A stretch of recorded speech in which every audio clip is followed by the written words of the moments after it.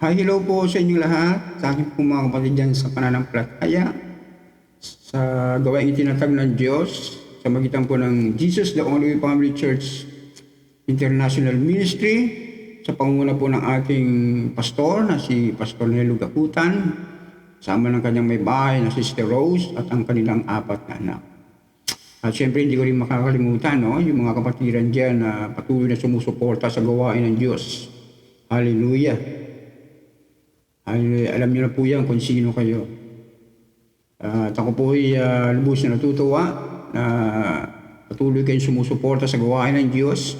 Hindi niyo po pinababayaan ang gawain ng Diyos na itinatag dyan sa lugar po ng Quezon City. At maging sa mga sumusubaybay sa Jesus the Only Way Family Church, mga nakikinig, hallelujah ng pangangaral mula sa mga preacher ng JOWFCI. Maraming salamat po at naway patuloy po kayong pagpalain ng Diyos ng isang masaganang pagpapala sa marami at ibang bagay. Sa oras na ito, nais ko po ulit magbahagi at mangaral ng salita ng Diyos. Hallelujah. Kung meron po kayong mga banal na kasulatan, kami po ay makibukas sa akin sa Genesis chapter 39 verse 1 up to 23. At ibinaba si Jose sa Ehipto at binili siya ni Potiphar, puno ni Paraon, na kapitan ng bantay, na lalaking taga-Ehipto sa kamay ng mga Ismailita na nagdagla sa kanya roon. At ang Panginoon ay sumakay Jose at naging lalaking mapalad, at siya nasa bahay ng kanyang Panginoon taga-Ehipto. At nakita ng kanyang Panginoon ang Panginoon ay sumasa kanya, at ang lahat ng kanyang ginagawa ay pinagpapala ng Panginoon sa kanyang kamay.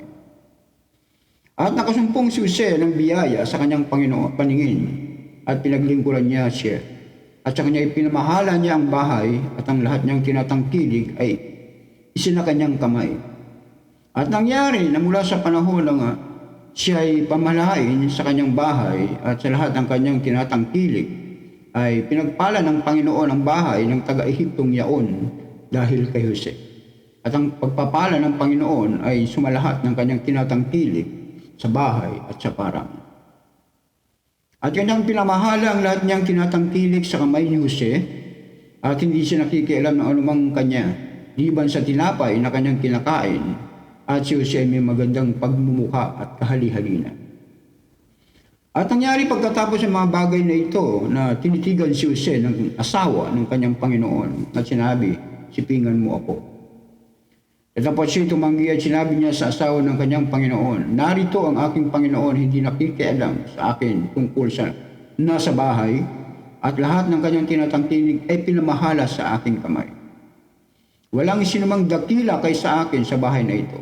Walang pinagkait sa akin anumang bagay kundi ikaw lamang, sapagkat ikaw ay kanyang asawa. Paano ngang aking magagawa itong malaking kasamaan at kasalanan laban sa Diyos?" At nangyari na nakikiusap man siya kay si araw-araw, hindi nakikinig sa kanya na siya sipingan o pakisamahan. At nangyari ng panahon ito na siya pumasok sa bahay upang gawin niya ang kanyang gawain, at wala sino man sa mga tao sa bahay doon sa loob. At siya pinigilan niya sa kanyang suot na sinasabi, "Sipingan mo ako." At iniwan niya ang kanyang suot sa kamay niya at tumakas at lumabas.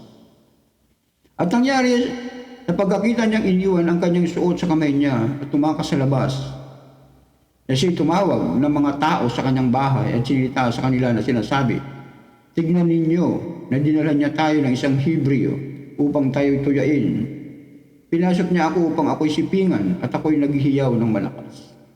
At nangyari nang manig niyang ako'y nagtaas ng tinig, naghihiyaw, na iniwan ang kanyang suot sa aking siping at tumakas at lumabas. At kanyang iningatan ang suot niya sa kanyang siping hanggang sa umuwi ang kanyang Panginoon sa kanyang bahay. At sinilita niya sa kanya ng ayon sa mga salitang ito na sinasabi, Pinasok ako ng aliping Hebreo na iyong dinala sa atin upang tuyain ako. At nangyari na sapagkat nagtaas ako ng aking tinig at ako'y naghihiyaw, ay kanyang iniwan ang suot niya sa aking shipping at tumakas sa labas.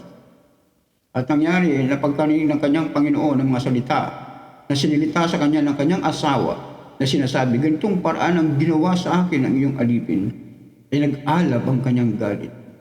At dinala ng kanyang Panginoon si Jose at inilagay sa bilangguan, sa dakong pinagkukulungan ng mga bilanggo ng hari, at siya'y natira roon sa bilangguan. Tatapot ang Panginoon ay sumakay Jose at iginawad sa kanyang ang awa at pinagkalooban ng biyaya sa paningin ng katiwala sa bilangguan. At pinamahala ng katiwala sa bilangguan sa mga kamay ni Jose ang lahat ng mga bilanggo na nasa bilangguan, at ang lahat ng ginagawa roon ay siya ang gumagawa. Last verse, hindi tinitingnan ng katiwala ng bilangguan ang anumang bagay na sa kanyang kamay, sapagkat ang Panginoon ay sumakay Jose at ang kanyang ginagawa ay pinagpapala ng Panginoon. Tayo pong lahat ay mananangin. Amang Diyos na banal, dakila sa lahat, sa oras nito, kami po ay patuloy na nagkakaisang lumalapit sa iyo, Panginoon, na ikaw, Diyos, ang patuloy naming itinataas, niluluwalhati at sinasamba sa Espiritu at katotohanan. Panginoon, sa oras na ito, samahan mo po kami sa aming pagkakatipon. At patuloy kang magpahayag, Panginoon, ng mga panibagong kapahayagan sa magitan ng iyong lingkod, O Diyos. Ang iyong balisalita, Lord, O Diyos, iyo pong pagpalain. Hallelujah. At dalayan ko, God, O Diyos, sa aming kalagitnaan ay patuloy kang kumilos sa makapangyarihang paraan. At patuloy kang mangusap, Panginoon. Hallelujah.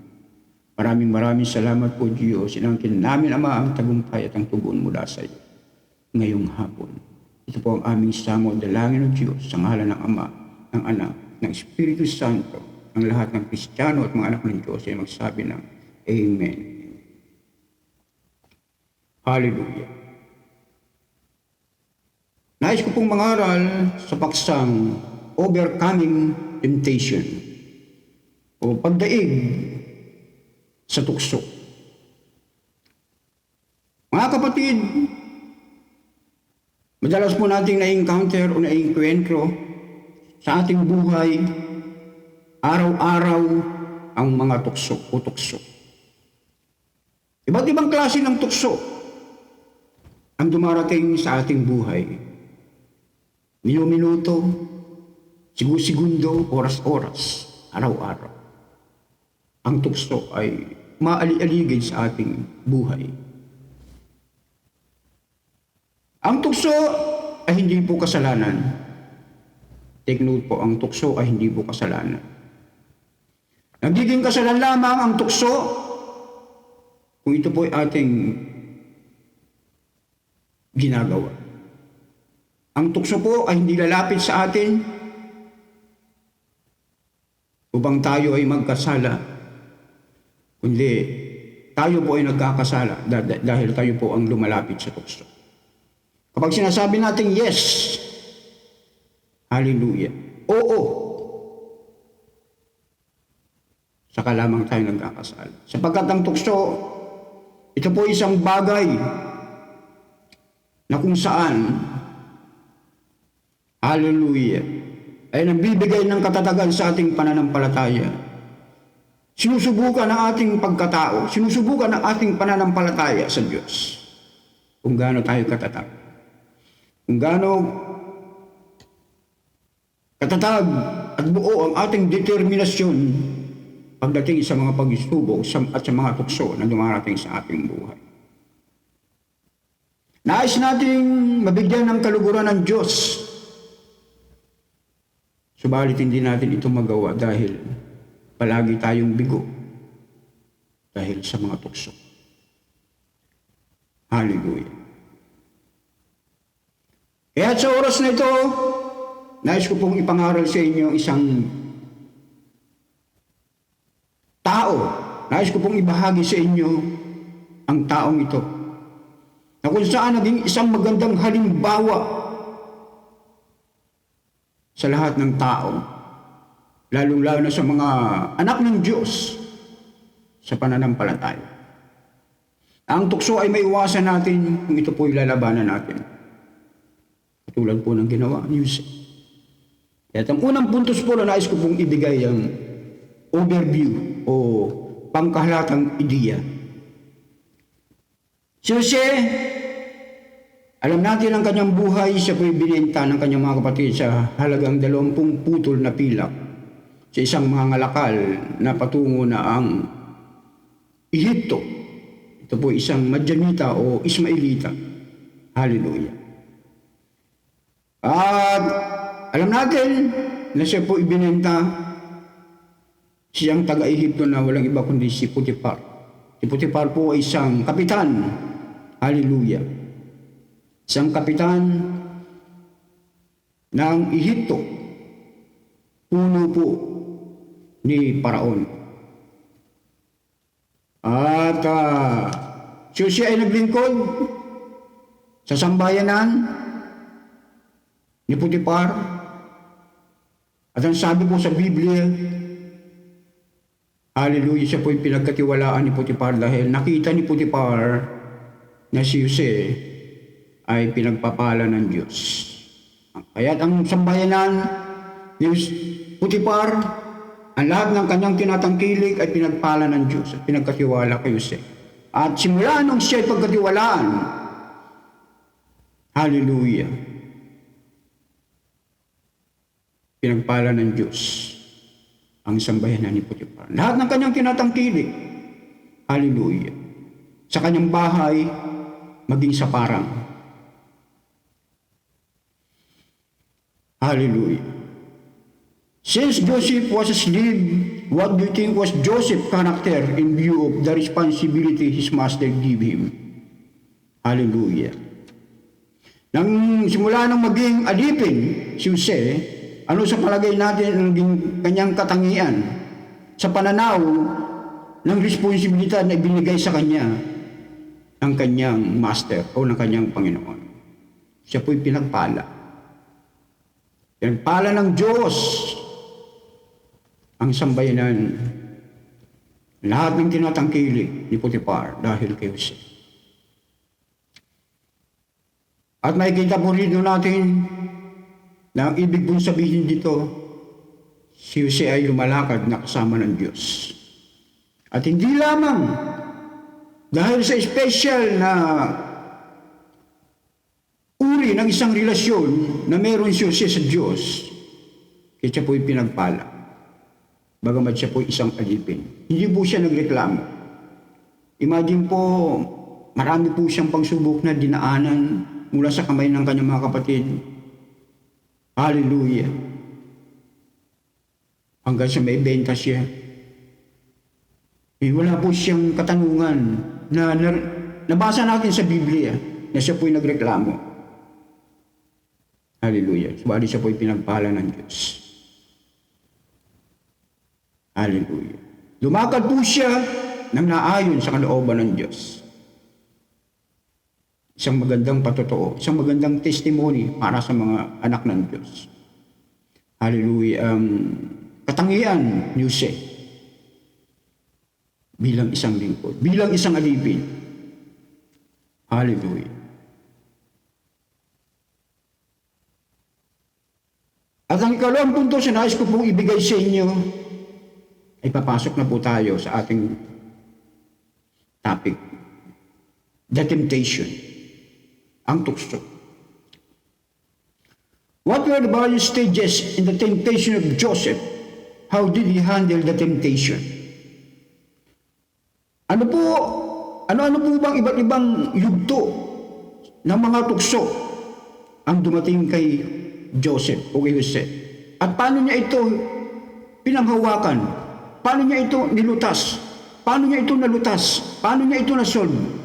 At paano niya ito napaglabanan? Alam natin ang kwento sa talatang 7 hanggang 12. Hallelujah. Ang sabi po sa Biblia, si Jose ay may magandang mukha. Kahali-halina, matipuno. Magandang lalaki. Gwapo. Kaya sino ba naman ang isang babae na hindi maakit sa kanya, mahalina. Hallelujah. Batang-bata. Matipuno, malakas. Macho at guwapo. At hindi lang yun, siya po'y maginoo, mabait, na tao. What was the temptation easy or difficult to resist? Na ang tukso ba ay madali o mahirap labanan? Why was it difficult to resist? Bakit mahirap ito labanan? Hallelujah. Unang-una, fleshly pleasure. Mahirap labanan yun kasi ang laman ng tao, palagi ang isip, ang gusto ay kasiyahan. Ito po'y kasiyahan sa laman. Kaya't napakahirap mong pigilan, labanan ang tukso. Ikalawa, paulit-ulit na nangyayari ang tukso ay paulit-ulit. Kaya hindi po natin mapigilan na hindi magkasala dahil sa tukso. Paulit-ulit na nangyayari sa buhay ng isang tao. Araw-araw. Hallelujah. Pangatlo, lalong-lalo na sa babae, lalong-lalo na sa pera. Hallelujah. Ang tukso ay hindi po mapaglabanan. And what possible excuses could Joseph have made in yielded to the temptation? Ano ba yung mga posibleng kadahilanan ang nagawa ni Jose upang mapaglabanan niya, madaig niya yung tukso? Yeah. Ano mga posibleng dahilan na ginawa ni Jose na napagtagumpayan niya ang tukso? Hallelujah. May kita po natin sa verse 7 and 12. Unang-una, hallelujah, siya po'y naging tapat sa kanyang amo. Mababasa po natin yan, siya po'y naging tapat. Hindi niya sinira ang pagtitiwala ng kanyang Panginoon na si Potiphar.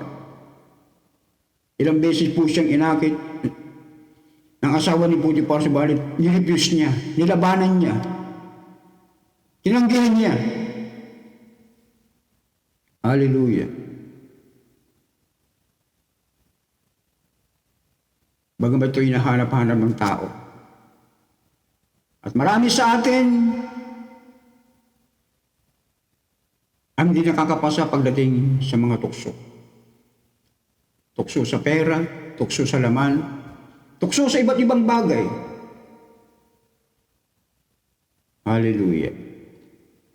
Pero dito sa tagpong ito, ay nakita natin kung paanong nagwagi, paanong na-overcome ni Jose ang panunugso ng asawa ni Potiphar.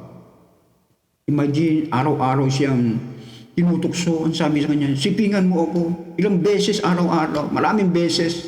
Subalit ni-refuse niya at tinanggihan niya. Hallelujah. Bakit niya pinaglabanan ang tukso? Bakit niya pinaglabanan ang tukso? Unang-una, siya ay isang responsableng tao.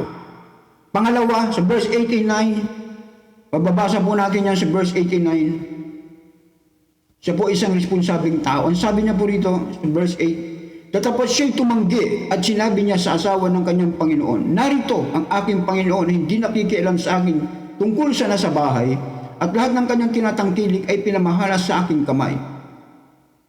Verse 9, walang sino mang dakila kaysa sa akin sa bahay na ito. Walang ipinagkait sa akin anong bagay kundi ikaw lamang, sapagkat ikaw ay kanyang asawa. Paano ang aking magagawa itong malaking kasamaan at kasalanan laban sa Diyos? Nilabanan niya ang tukso dahil sa isang responsableng tao. Unang-una, meron siyang respeto sa tao. At pangalawa, meron siyang responsable sa Diyos. Meron siyang takot sa Diyos. At ang sabi niya rito, paano nang aking magagawa itong malaking kasamaan at kasalanan laban sa Diyos? Meron siyang takot sa Diyos. Amen. He was responsible to man and he was responsible to God. Hallelujah. Glory to God.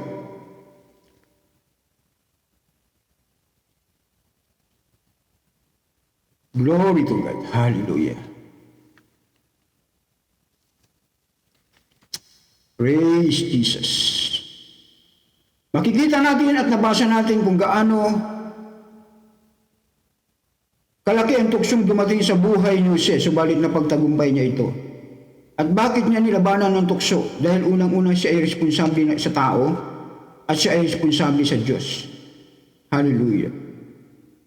At nababatid ba natin ang ating mga responsibilidad sa ating kapwa-tao at sa Diyos? Are we just aware of our responsibilities towards man and God? At ano ba yung mga matitibay na halimbawa kung paano natin mapagtatagumpayan ang tukso at maiwasan ito? Hallelujah, na hindi may apektuhan yung ating responsibilidad sa Diyos at sa tao. Alam po natin na tayo po ay may responsibilidad sa tao at sa Diyos. Ang pagtitiwala po ng tao sa atin, kaya binigyan po tayo ng responsibilidad. Ito po yung responsibilidad, ang tiwala. Pangalawa sa Diyos. Hallelujah. At naapektuhan po ang mga responsibilidad na ito kapag tayo ay nagkakasala at di natin mapaglabanan ang tukso sa ating buhay. Nasisira. Nasisira tayo sa tao, nasisira tayo sa Diyos. Kaya tayo po ay may responsibilidad sa tao. Tayo po ay maging responsable sa tao at sa Diyos. Maging tapat tayo. Hallelujah. Ano man mga pinagkakatiwala sa atin, i-handle natin ng maayos. Ano yung pinagkatiwala sa atin ng tao? Ano man yung pinagkatiwala sa atin ng Diyos, i-handle natin ng maayos. Hallelujah. How was Joseph able to overcome the temptation? Paano napagtagumpayan ni Jose ang mga tukso o ang tukso? Unang-una, meron siyang takot sa Diyos. Siya ay lumalakad na kasama ang Diyos. He had close walk in God. Amen? With God. He resists the temptation at every stage. Nilabanan niya yung mga tukso. Yung mga tukso. Yung iba't ibang tukso. Makikita po natin yan sa verse 7, 9, 10, and 12. Makikita po natin yung sabi nito. Sa verse 7. At nangyari pagkatapos ng mga bagay na ito, na tinitigan si Jose ng asawa ng kanyang Panginoon, sinabi, sipingan mo ako. Katapot, walang sinumang dakila kaysa sa akin sa bahay na ito, walang binagad sa akin anumang bagay, kundi ikaw lamang, sapagkat ikaw ay kanyang asawa. Paano nga aking magagawa itong malaking kasamaan at kasalanan laban sa Diyos? At nangyari na nakikusap man siya kay Jose, araw-araw hindi nakikinig sa kanya, na siya sipingan o pakisamahan. At sa verse 12, at siya pinigilan niya sa kanyang suot na sinasabi, sipingan mo ako, at iniwan niya ang kanyang suot sa kanyang suot sa kamay niya at tumakas at lumabas. Hallelujah. Nilabanan niya ang tukso. Hindi niya sinabi, oo, sisipingan kita. Hindi nilabanan niya ang tukso. He used his mind. Hallelujah. Ginamit niya ang kanyang isip. He used his will. Ginamit niya ang kanyang kalooban, ang kanyang pagkatao. He used his body. Ginamit niya ang kanyang katawan. Tumakas siya. Ginamit niya ang kanyang katawan. Hallelujah. Reason out, refuse, avoided here. Yun po ang nangyari. Tatlong bagay ang ginawa niya. Ginamit niya ang kanyang isip, ginamit niya ang kanyang will, o ang kanyang kalooban, ang kanyang kalayaan bilang isang tao, ang kanyang karapatan, at ang pangatlo, ginamit niya ang kanyang katawan. Ang kanyang katawan, hallelujah, siya po'y umiwas. Tumakas po siya. Hallelujah. At anong uri ng kasalanan ang patuloy nating naengkwentro araw-araw? How do we usually react to them? Paano tayo nagre-react sa mga tukso na dumarating sa ating buhay? Paano natin ito nilalabanan? Paano natin ito nire-resist? At paano natin matututunan, mapagtagumpayan ang tukso katulad ni Jose? Halimbawa, ang kahinaan mo ay ang pag-inom, alak. Sapagkat karamihan po sa ating mga kalalakihan ay umiinom po ng alak. You are unable to control it, and sometimes you get drunk. How do you apply the above? Paano po natin may apply sa ating buhay yung nangyari kay Jose? Ginamit niya yung kanyang isip, ginamit niya yung kanyang will, at ginamit niya yung kanyang katawan. Una-una, use your mind. Mapaglalabanan po natin, makinig po kayo. Mapaglalabanan po natin ang tukso, katulad ni Jose. Unang-una, gamitin po natin ang isip. Basahin po natin ang Bible. Read the Bible to see what it says about drinking.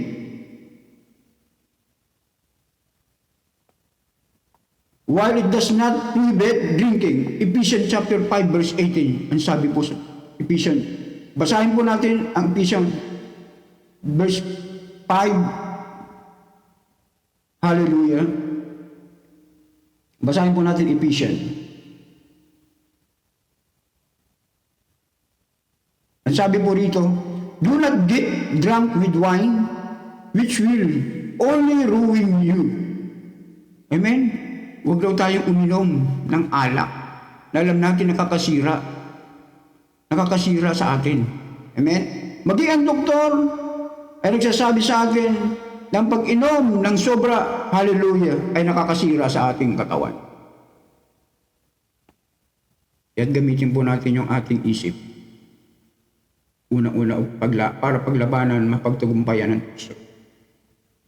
Hallelujah. And since your body is the temple of the Holy Spirit, ang sabi po sa 1 Corinthians chapter 6 verse 19, you should not do anything to harm it. Tayo po ay templo, tahanan ng banal na Espiritu, at hindi po dapat natin ito sinisira.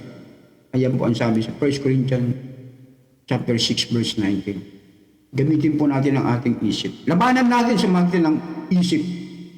Magbasa po tayo ng Bible. At yung mga nasabi kong aklat, Ephesians chapter 5 verse 18, in 1 Corinthians chapter 6 verse 19, basahin po natin yan. At isagawa po natin, i-apply po natin yan. Hallelujah. Use your will. Ikalawa, use your will. Gamitin mo yung kalayaan mo, yung kalooban mo.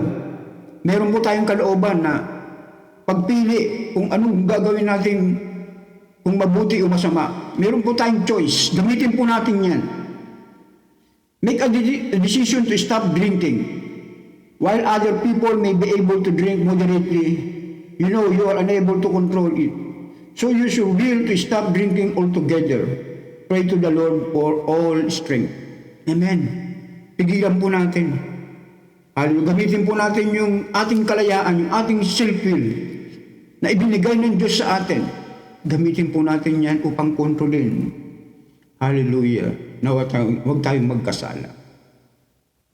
Manalangin po tayo para humingi po tayo ng kalakasan sa Diyos upang mapaglabanan natin, mapagtagumpayan natin ang tukso. Pangalawa, use your body. Gamitin natin yung katawan natin. Meron tayong karapatan na gamitin ito. If your friends start drinking and you know you cannot control yourself, if you remain with them, then get away from there. Be like Joseph. Amen? Lumayo po tayo. Pag alam natin yung mga kaibigan natin, umiinom ng alak, lumayo po tayo sa kanila. Sapagkat alam po naman natin na sinasabi po rito sa Ephesians chapter 5 verse 18, na ito po'y nakakasira ng ating katawan. At ang ating pong katawan, tandaan po natin, ito po'y templo ng Diyos. Hindi po natin dapat wasakin. Sabi sa Biblia, pag winasak natin ang templo ng Diyos, wawasakin din tayo. Kaya tatlo po ang ginamit doon, Jose. Unang-una, yung mind, isip, yung will, and his body. Tularan po natin si Jose. upang mapagtagumpayan po natin ang mga tukso na dumarating sa ating buhay araw-araw. Huwag po natin masabi na tayo'y tao lang, mahina. Hindi po totoo yan. Hallelujah. Suppose your weakness, kanina sinasabi ko tungkol sa alak, ngayon about sex. Suppose your weakness is sex. You like to read dirty books and see bold movies. You often have unclean thoughts. You know it is not pleasing to the Lord, but you cannot stop. How do you apply the above? Ano mo may apply sa buhay? Yung mga sinabi ko kanina, yung gagamitin mo yung isip mo, gagamitin mo yung kalooban mo, gagamitin mo yung katawan mo. Amen? Marami pong umiinom sa atin, marami pong umiinom ng alak. Hallelujah. Paano po natin mapagtatagumpayan ang tuksong sa alak? Para hindi tayo pumakit. Umiwas po tayo. Gamitin po natin yung tatlong bagay na ginawa ni Jose, na ginamit ni Jose para ma-prevent at mapagtagumpayan yung tukso. Hallelujah. Use your will. Read the Bible to see what it say about unclean thoughts. Mababasa po natin yan sa Mateo 5:27-28. Ang sabi po roon, sa Mateo 27:28, basahin po natin ng malinaw. Mateo 28. Mateo 5:27-28. Mateo 5:27-28. Narinig ninyong sinabi, huwag kang mangangalunya. At dapat sinasabi ko sa inyo na ang bawat tumitingin sa isang babae na taglay ang masamang hangad ay nagkakasala na sa pangangalunya sa kanyang puso. Ito po ang gamitin nating panlaban sa tukso. Hallelujah. Na kapag tumingin ka pa lang sa isang babae, nangangalunya ka na. Amen. Ayan po ang sabi sa Mateo 27:28. Gamitin natin yung ating isip sa magitan ng pagbabasa ng Biblia. At ang ikalawa, gamitin natin ang ating kalooban. Make a decision not to read any dirty books or see bold movies. Decide to shut off a TV program that can pollute your mind. Pray to the Lord to give you strength. Occupy your mind with more wholesome activities. Amen. Gumawa tayo ng isang decision. Huwag po tayong magbasa ng anong marurumi, malalaswang mga babasahin o mga porno na magazine. Amen. O mga palabas. Huwag po tayong manunod. Magdidesisyon po tayo na isarado natin o patayin natin ang ating TV sa mga programang ganito na nakakasira sa ating isip. Amen? Manalangin po tayo sa Panginoon at humingi po tayo ng kalakasan. I-occupy po natin yung ating isip sa maraming bagay para maging abala tayo. Kasi ang isa sa mga dahilan kung bakit ang tao ay nagkakasala, ang natutukso sa pagkakasala dahil tahimik, walang ginagawa. Katulad po ni David. Si David po ay natukso dahil siya po ay walang ginagawa. Natukso po siya. Hallelujah kay Bathsheba. Nung nakikita ni Bathsheba, nung nakikita ni David, hallelujah, na naliligo si Bathsheba, siya po ay natukso dahil wala po siyang ginagawa sa oras na yun. Kaya ang isang tao kapag wala pong ginagawa, yan po ang kadalasang natutukso. Hallelujah. Occupy natin ang ating isip sa magitan ng maraming bagay na kagamit-gamit, lalong-lalo na sa gawain ng Diyos. Hallelujah. At ikatlo, use your body. Throw away any dirty stuff you have at home. If you walk down the street where a bold movie is being shut down, cross the street before you come to it. If you say, I will just look at the advertisement and not go inside, you are pulling yourself, and before you know it, you will be inside. Amen? Iwasan po natin. Pag alam po natin na ang mga panoorin ay malalaswa, wag na po natin gawin. Wag na po tayo magpatuloy. Lalo sa mga sinihan, yung mga pinapalabas, sa mga bold movies. Hallelujah. Wag na po natin gawin yan. Amen? Kapag sinabi natin na titignan ko lang naman yung advertisement, niloloko natin ang ating sarili. Sapagkat isang araw, sa katitingin mo, ng advertise na yan, hindi mo na mamalayan, nagkakasala ka na dahil nanonood ka na. So, iset up natin yung mga TV program, yung mga bull movies na yan. Hallelujah. Labanan natin sa magitan ng ating pag-iwas ng ating katawan. Katulad ng ginawa ni Jose. Hallelujah. Upang mapagtagumpayan natin ito. How have I been coping with temptation? What should I do from here on? Paano ko kinaya ang mga tukso? Ano ang dapat kong gawin mula dito? Labanan natin. Amen? Labanan po natin ang katulad ng ginawa ni Jose. Si po ay isang lalaki, matipuno. Subalit na kaya niya pong gawin. Imagine kung gugustuhin niya gawin ang matukso, kaya niyang gawin. Subalit sa mapagkakataon na siya po ay responsableng tao at responsable sa Diyos. Meron po siyang takot sa Diyos, meron po siyang paggalang sa tao, at meron po siyang pagmamahal sa Diyos. Amen. Kapag hindi po natin ginawa, nalabanan ang mga bagay na yan, nawawalan po tayo ng patotoo sa harap ng tao. Nasisira po tayo sa tao at nasisira po tayo sa Diyos. Nawawalan ang ating patotoo, lalong-lalo na sa mga mananampalataya. Hallelujah. At ang ikatlo, the unexpected result.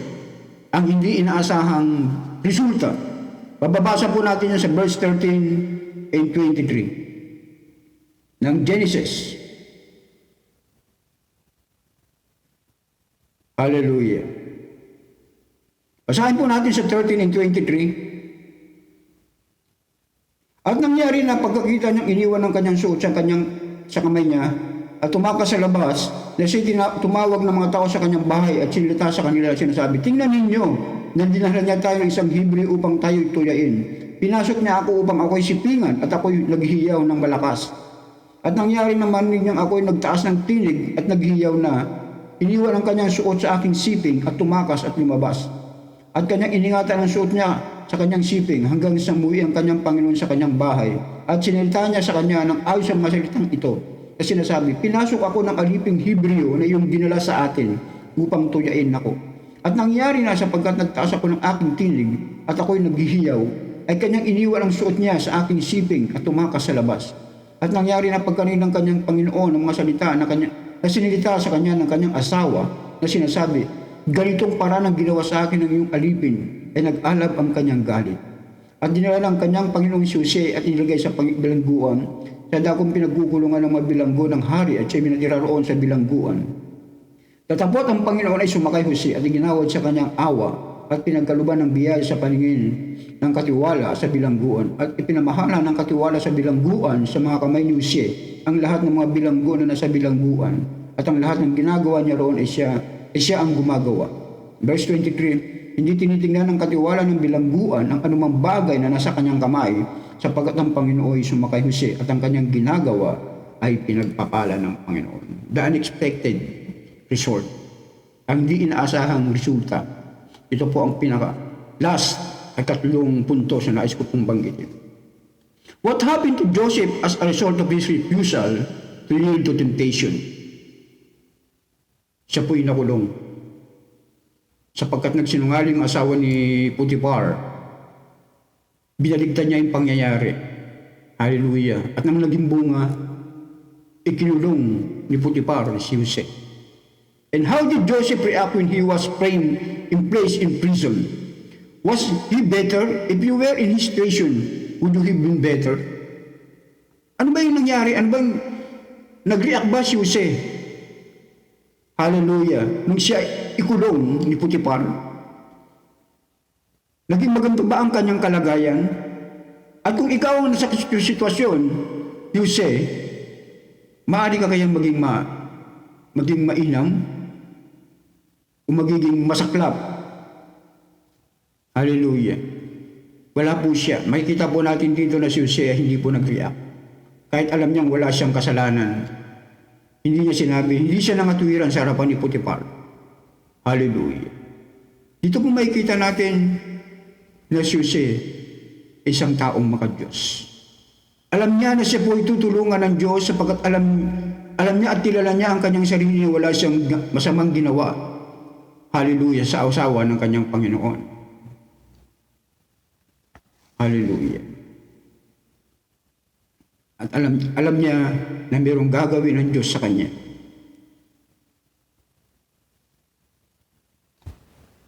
Why then was Joseph not better? Why? Joseph accepted what happened to him in spite of the unfair treatment he received.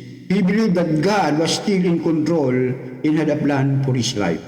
Hindi po siya Alam ni Jose na mayroong gagawin ang Diyos sa kanyang buhay.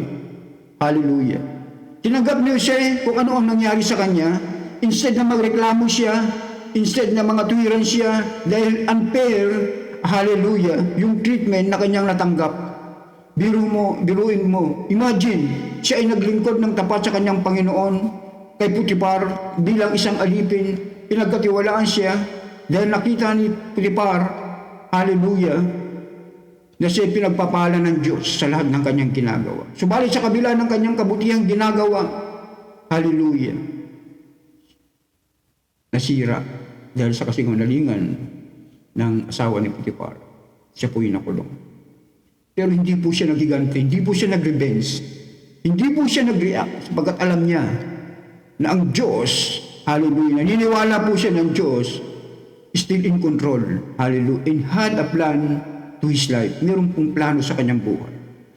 Hallelujah. And how do we apply this in our life? Paano natin ito i-apply sa ating buhay? Paano natin susubukin yung nangyari kay Jose? Hallelujah. How can we make the most of whatever circumstance we are? Paano natin masusulit ang anumang mga kalagayan natin ngayon? Halimbawa, dumaranas tayo ng mga pagsubok sa ating buhay. Hallelujah. We should be ready to suffer persecution in face and just accusation, no matter how unbearable our circumstances seem to be. We should be aware that God is still in control. His thoughts are higher than our thoughts. His ways are higher than our ways. Ayan po ang sinasabi sa Isaiah 55, talatang 8 hanggang 9. Kapag dumarating tayo sa punto ng ganyan, minsan dumarating sa ating buhay na tayo po inaakusahan sa mga paratang na hindi naman karapat-dapat na hindi naman natin ginagawa dahil sa ito. Hallelujah. Subalit hindi po natin alam kung ano ang kalooban ng Diyos. Sabi po sa Isaiah 55, ang isip ng Diyos, hallelujah, ay mas mataas kaysa sa isip natin. At ang kanyang mga lakad, ang kanyang mga pamamaraan, ay hindi natin pamamaraan o lakad. Hallelujah.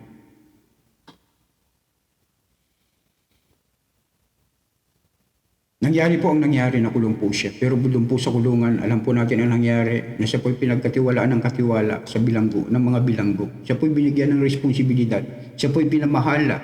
Hallelujah, doon po sa mga bilanggo at sa mga gawain doon sa loob ng bilangguan. Hallelujah. Did God forsake Joseph? Pinabayaan ba siya si Jose ng Diyos? Hindi po. Why? Then he landed in prison. How do we know God was still with Joseph? How do we know that God was still in Joseph? Sapagkat hindi po siya pinabayaan ng Diyos. Kahit nasa loob siya ng kulungan, siya po'y pinagpala ng Diyos. Siya po'y pinagkatiwalaan ng mga taong naroon sa kulungan. Not only was Joseph successful in everything he did in prison, but through his conduct in prison, he was also brought before the king and later become the governor over all Egypt. Amen. Sa kanyang pagiging alipin o preso, na-promote po siya. At alam po natin ang kwento sa nangyari ito sa buhay ni Joseph. Siya po yung naging isang gobernador sa Egypt. Joseph was a human being like us, with weakness in open-faced temptation, but he was able to overcome temptation by trusting in God, in using his mind, will, and body. May each of us do likewise in life, and live a life pleasing to our Lord. Hallelujah. Mga kapatid, tayo po ay kataong katulad din ni Joseph. May kahinaan at madalas naharap sa tukso. Subalit kaya nating pagtagumpayan ng tukso kung tayo ay magtitiwala sa Diyos at gagamitin natin ang ating isip, ang ating will, ang ating katawan. Maaari ang bawat isa sa atin ay magagawa, hallelujah, ang katulad ng ginawa ni Jose, at mamumuhay tayo, na, hallelujah, na nalulugod ang Diyos, katulad ni Jose. Hallelujah. Huwag po tayong mawala ng pag-asa. Let us overcome temptation through our mind, through our will, and through our body. Thank you po. Maraming salamat po at pagpalain po tayong lahat ng Panginoon. Tayo pong lahat ay manalangin.